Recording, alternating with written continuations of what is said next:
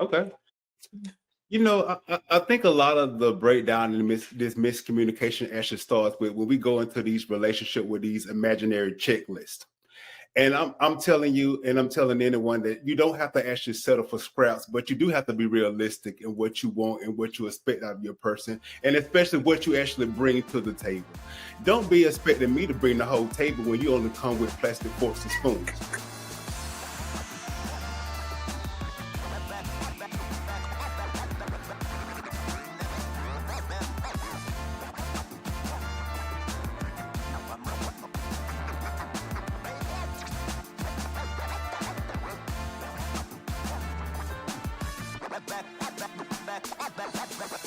I can go with my What's your question? Mm-hmm. So, men and women communicate differently. I mean, we have tons of podcasts on this, books, Men Are From Mars, Women Are From Venus. Like, we're just different. Generally speaking, we're different in our communication. So, how can we bridge the gap between men and women in this miscommunication or difference in communication with each other? And I'll start with Isaiah. Okay. I think a lot of the breakdown and this miscommunication actually starts with when we go into these relationship with these imaginary checklists. And I'm telling you, and I'm telling anyone that you don't have to actually settle for scraps, but you do have to be realistic in what you want and what you expect out of your person, and especially what you actually bring to the table. Don't be expecting me to bring the whole table when you only come with plastic forks and spoons. And you have to be honest with yourself and what you value yourself and actually what you value out of other people. And I don't believe that we need to just find someone just exactly alike us in every single way, but you do need to find someone that actually have their own life. Basically, y'all actually are coexisting this together. You know how I feel about these legacy and dynasties coming together. But when I look into my significant other, basically I envision myself with her because of what she brings, how much of importance that she is basically to my life. And that we're on the same page and we actually want the same things out of life. Hey, that boy was getting a little heated over there. He's speaking from experience. And you bringing plastic forks and knives to the table. Right. Oh, dying. That was I don't know why I keep forgetting the question because I be getting so caught up in what y'all can you say. Sure. I'm gonna throw it to you. What can we do to fix this communication gap between men and women? Okay. Now I forgot my answer. I was like, what? I get so caught up in his question. Honestly, I just doing that rant. He threw you off. Yeah, I was like all in it, and now I forgot everything. To bridge the communication gap between men and women, I think for me, I have to talk to other men that are trusted voices to find out how I should say certain things. Like if I'm talking to my homegirl, like I can call you and be like, girl, da, da, da, da, da, da, da, and you're gonna take it and be like, oh yeah, because I'm used to talking to Kim as a female. But I feel with men, sometimes you can't say certain things the way we interpret because we understand each other because we're of the same species. You guys have a different language. You need to see things. I could say, like, me and Chris and Kim had a conversation about we were talking about cutting the grass. And I was saying, yeah, I would hire somebody to just cut the grass. Like, I've always done that anyway. And I'm like, especially if I had a family, like, yeah. And Chris was like, why would I do that when I have a lawnmower? I can do my own grass, da da da da da. And me and Kim was trying to get him to understand that, but he didn't get it. Then he sends us a video on Instagram like, oh, I get it now. Because somebody was like, somebody showed why they had somebody come and clean up and why they had somebody to come. And so he was like, oh, I get it now. But he had to see it in a different way. So a lot of times, if it's something, any man, I always ask Chris or Isaiah or a good friend of mine or whoever, like, how should I say this? Or how do I need to have this talk? I think that helps by having male. Now, don't go to any man, but men who can, give you good advice. I think good advice is very much needed. Mhm. So Trusted advisors. yeah. Okay. Oh, good. Chris? Uh, I think we just gotta talk, man. I think we literally have to communicate. Um, Especially considering that we know that there's a difference. I mean, we know that men hear things differently. We know that women express things differently. They may be a more emotional, or men are more, kind of task oriented. So even the concept of, we always hear like women just want to vent and talk about their day. They don't need you to solve their problem. They just want to talk about it and express it. Whereas the man is thinking the whole time, how do I fix this? How do I fix this? So it's like we're learning these things, we're learning these, behaviors and how to make adjustments, but it's still as if we are assuming that the other person should know this off top, and we're not expressing or communicating our desires, and we are letting our expectations fail us because we are withholding these words to really say, hey, like this is how I feel, or this, when I say this, this is what I'm meaning, or this is what I'm trying to express. So it's really just trying to create an environment, trying to create a space where you feel comfortable to communicate in a safe space, and not in a hostile environment, and is not received negatively. I mean, you know that you have a partner that has your back, and so even when you say something that may be that kind of out of terms or out of the normal, that is genuine, and you're really trying to learn from that situation, opposed to you're saying something and expecting something else, and getting upset because you don't receive it. So even like, so he'll mention in the book how women to get together and have a spa day, or they give their girlfriends, and then create an environment where they can really talk and like express themselves. And so his point was like, when women have something to talk about, like why don't they create that same space with men, or create a space where men like enjoy it. So maybe not the spa or the nail salon, but like go sit at the bar, like go watch a game, and like slowly kind of unfold these things. So it's like, I feel like the information is there, we're just not utilizing it. So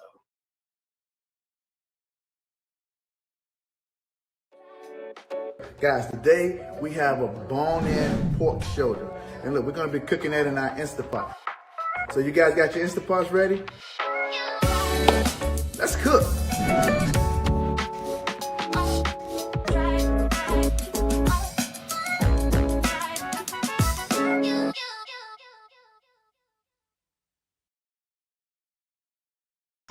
This is the story of a boy who is very sensitive to lights and sounds. So he built secret hiding places where nothing could get in. The boy didn't like looking people in the eye. It made him feel uncomfortable.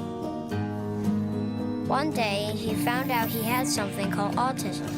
His family got him help, and slowly, he learned how to live with it better. Early intervention can make a lifetime of difference. Learn the signs at autismspeaks.org. If your support system wasn't what you wanted, what do you suggest if a person's going through what you've gone through? What type of support system do you feel they would need to have? They would need to open up to mental health. That's the first thing. As traumatic as it was, I know in the African American community, or the brown people, we don't believe in mental health. And that was one of the strongest things that I went through. When you have dealt with disappointments on our level, how the devil really wants you to isolate yourself. You want to get to counseling. You want to get to people who've gone through the same things that you've gone through.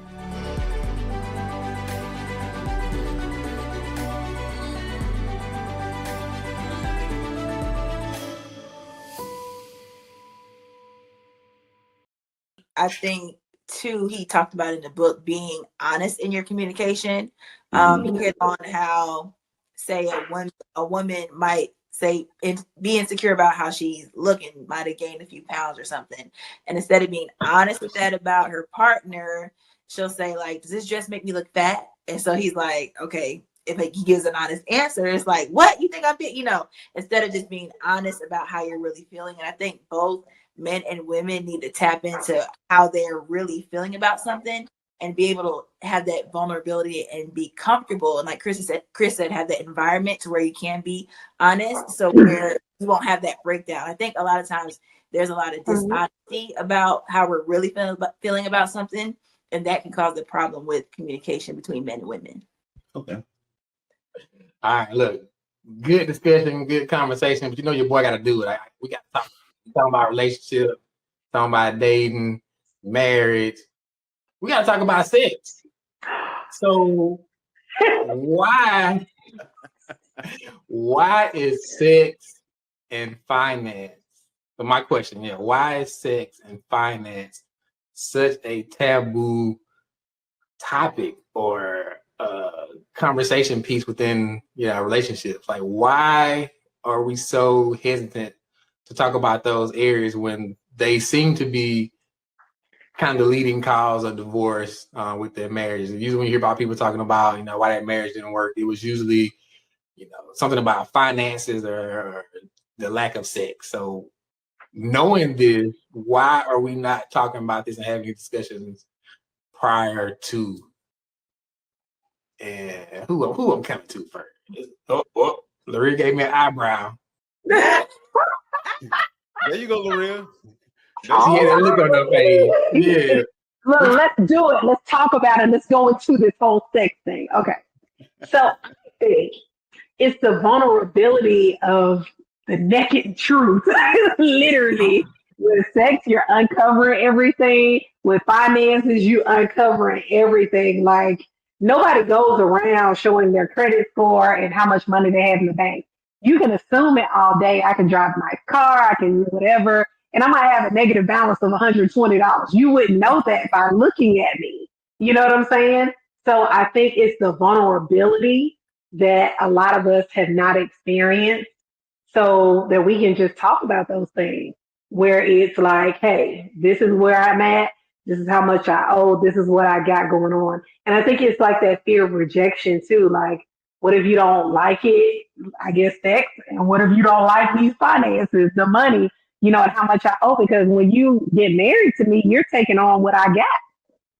And I think that a lot of people just don't want to talk about that because it's a very vulnerable thing. Yeah, it's very vulnerable. So yeah. That's good. Isaiah, what are your thoughts on that? Well, my thoughts on it. First, I want to gravitate towards the sex situation. I think men and women don't really talk about that outside of your friends because you don't want to be looked at in a certain type of way. I can understand that. I asked a woman point of view about that as well too. Nobody really wants to talk about body count, and we at this age where we're young, but we're responsible adults. So we've been in these situations, and we know we know what we want, and we know what what we ask for in our partner. As far as like with finances, I think y'all stated before that we are professional adults, so we have actually worked so hard to obtain this type of situation to be financially free. So you want to be with somebody that actually brings out the best and shoots for the stars and just want that goals. But like Laria says, that sometimes you have to be vulnerable. Like, yeah, hey, this is what I got. This is what I'm going for. This is what I want to do. But you really, like I said before, I really don't like to settle for potential. I like to settle for what you actually show me. That's good. That's good. I think for me, man, it's really one of those things where, and Laria kind of touched on it, like we just it's so vulnerable. It's one of those areas. I mean, even you grow up, like you don't hear about your parents' finances. You don't hear about sex or anything. Even we talk about we've talked about it in the past, like even the topic of sex within the church is like just such a taboo and touchy subject. Like we know what's happening, like these babies coming from somewhere, so like we know these things are happening, but it's just it's so, I guess, vulnerable, and it's leaving people kind of leaving you in the dark because you're afraid to have the discussion, and then like it's almost like you get too deep or you in too deep, and then you find out. So then things are revealed, whether it's about your finances or your sex life or desires, and then your partner's like Like, I ain't cool with that. But if we would have had those conversations, up front, and I ain't saying first date. Like, I heard the discussion and talk about, on the first date, I want to know what your credit score is. I don't know how much bank account, what's in your bank account, like how much student loans you got. Like, I don't think that's appropriate. But once you get to a certain space with someone, there should be a discussion.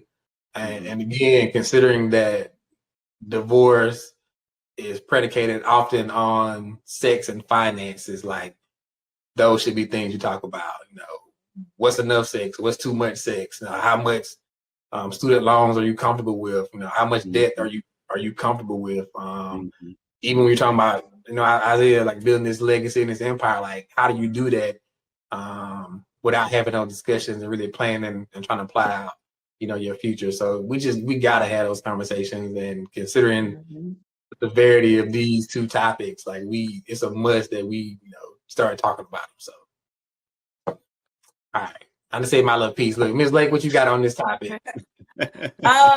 I will piggyback off of Laria and the vulnerability, but I think it's the fear of maybe being rejected about your decisions or what you may have done, or like shame attached to it. So you kind of afraid about what somebody might think about you. So with finances, like, oh, like I racked up all this student debt, or I was wilding out at one point in my life. I got all this credit card debt. Now I'm ashamed about it, So wanting to share that can make people want to hide it, because I think the shame of it. So I think once people own what they've done, and you might have done, like with finances, made some bad decisions, or even sexually, if you feel like you I know that everybody talks about body count and all that stuff, but whatever it may be, sex-wise for you, I think once you own who you are and, forgive yourself if you feel shame or fear rejection about what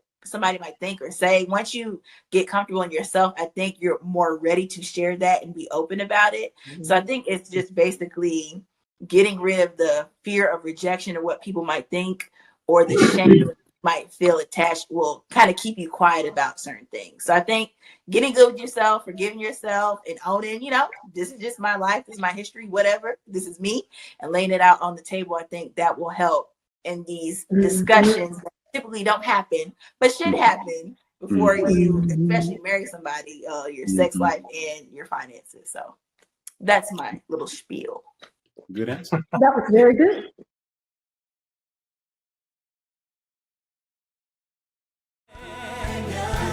Night of fire.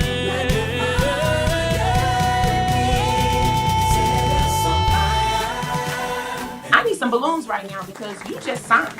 That is amazing. Can you share with us that experience? God's major assignment is people, not platforms. A lot of times, God will release us, and He'll even release us to the nations, but because the platform doesn't match, we think we're waiting. But God say, no, I released you to a people. If there are people in front of you, you've been doing it. You've been answering the call. Don't allow the level or either the size of the platform to cause you to misinterpret what God has already done. We're ready for what God wants. God, we are lost in darkness. The family's visit to the forest inspired a beautiful question. Mother, mother, am I a tree? You tell me to stand tall. You tell me to stay rooted. I think I am a tree. My child, of course you are. But what kind of tree will you be? The kind to hug or the kind to climb? Doesn't matter what you choose, so long as you choose to be a tree that's kind. Make the forest part of your story at a park near you. Find one at discovertheforest.org. We are focusing on healthy aging. What services do you have to maintain healthy skin without cosmetic procedures or products? We have veggie facials, which are literally, EWE stands for it is what it is. And so a veggie facial is literally what it is. It is full of vegetables that we apply to your skin. And all of the vegetables that we choose for our veggie facials are full of antioxidants, which helps anti-aging. we hear so much about disease, and so to hear about healing and prevention, I mean, those are not the words that we're hearing these days when it comes to the African American community.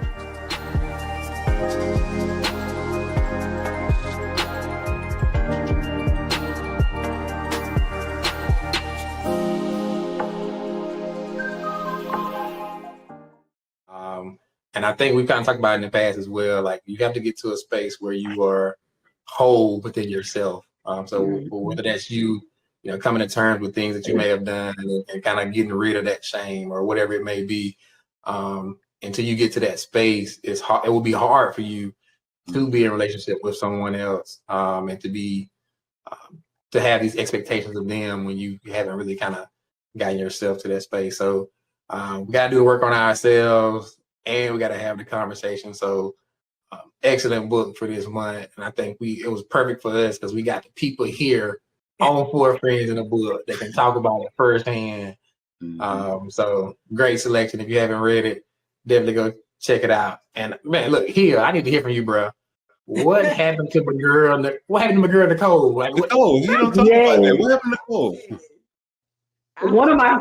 I was just talking to somebody about it today. I was telling her this was the book we were doing, and she was like, "Girl, I was looking on social media for Nicole. I was Googling her and everything." I was like, maybe I'll try to find. I tried to Google or something, but I couldn't find it. So Nicole needs to hit us up. That's what yeah, we need to hear from Nicole. Or is that even her real name?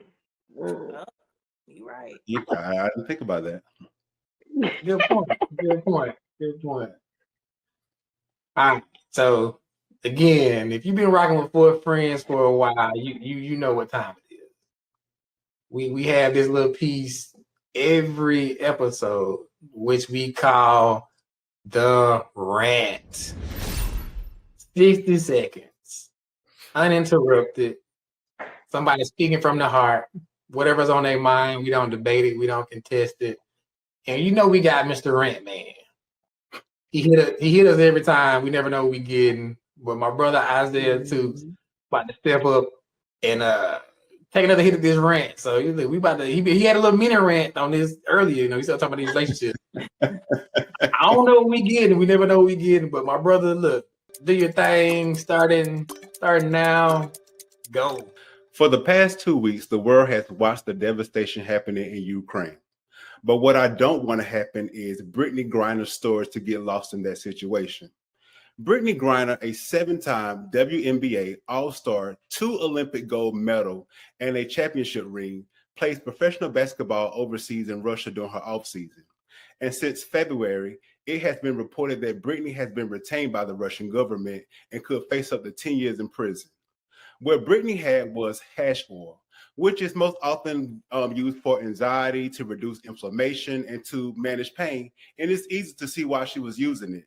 And since it was in her handbag, my guess is she was probably forgot it was in there. And in other countries, it probably wouldn't be a big deal. But in Russia, it is a big deal, and especially in Russia right now. And I personally wouldn't have gone there right now. But when she has actually played there over the years, she probably didn't think it was actually a big issue. Regardless of the opinions around the WNBA, Black women athletes, drug usage, a U.S. citizen is being detained. It's really serious. And I hope she doesn't become a pawn in this game between two countries. And sending thoughts and prayers are sometimes thought of as cliche, but in this moment, this is all we have. But in today, I'm sending all mine to Brittany Griner. May she return home soon and safe. And that's that on that. That's good, brother. That's good. And I think she may have kind of getting lost with everything else that's going on. But I can only imagine that situation being very scary, considering that you're stuck in another country and a war is going on. So, yeah, let's definitely keep her in our thoughts and prayers, and hopefully she'll have a safe and quick return back home. So, good. That's good. All right. So, Four Friends in a Book podcast just wrapped the rant, just wrapped this book, The Conversation by Hill Harper. So, you know, as always, we read books over here every month. We want you guys to read with us. So, Isaiah, tell them about the book for next month. Hey guys, you know, before we let you go, we want you to actually join us in our next discussion as we discuss How the Word is Passed by Clint Smith.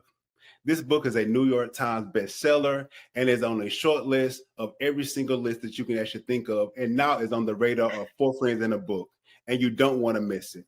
L'Oreal, tell the viewers when they can tune in. You guys can tune in to 4 Friends in a Book every third Thursday of the month at 7 p.m. Eastern Standard Time. Every third Thursday. So go ahead on, put us in your phone, lock us in, so that you can do that and watch us and be with us and read with us. And our YouTube family is growing. So if you're not subscribed, make sure to subscribe to our YouTube channel and follow us on Instagram and Facebook at 4 Friends in a Book. Okay. Yeah, guys. As always, we appreciate you guys rocking with us. Also, be looking out for those author spotlights. We're featuring authors as a new edition of our 4 Friends podcast as well. So be looking out for those. And as always, guys, we thank you for your time, for joining with us. Let's continue to read, let's learn, let's grow, and let's have a discussion here on 4 Friends in a Book. Thank you.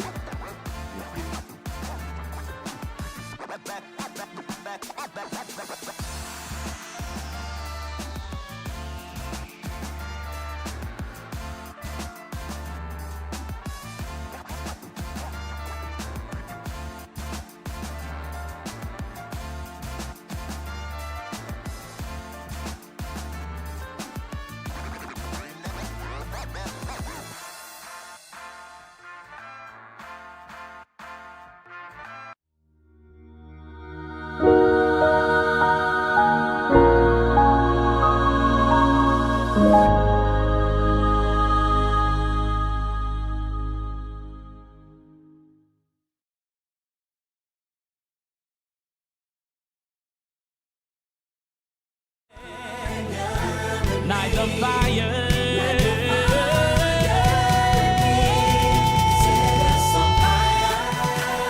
I need some balloons right now because you just signed. That is amazing. Can you Thank you. share with us that experience? God's major assignment is people, not platforms. A lot of times, God will release us, and He'll even release us to the nations, but because the platform doesn't match, we think we're waiting. But God say, no, I released you to a people. If there are people in front of you, you've been doing it. You've been answering the call. Don't allow the level or either the size of the platform to cause you to misinterpret what God has already done. We're ready for